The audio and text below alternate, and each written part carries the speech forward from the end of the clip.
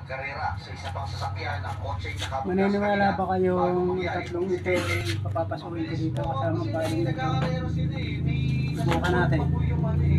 Hindi po ito goma, matigas po ito. Goma po ito.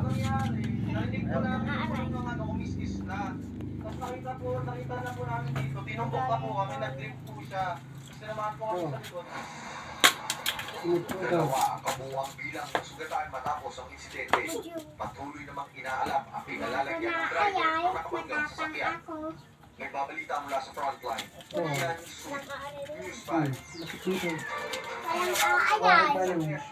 Ang loob ng isang Hawakan mo pa yun. sa Walwal, Cebu kahapon. Imbis kasi na preno, silinyano ang naapakan ng senior citizen na driver. Yan ang ibaba sa reporting siya sa Roma. Nasa parking lot. Aba, parinig kayo, loko.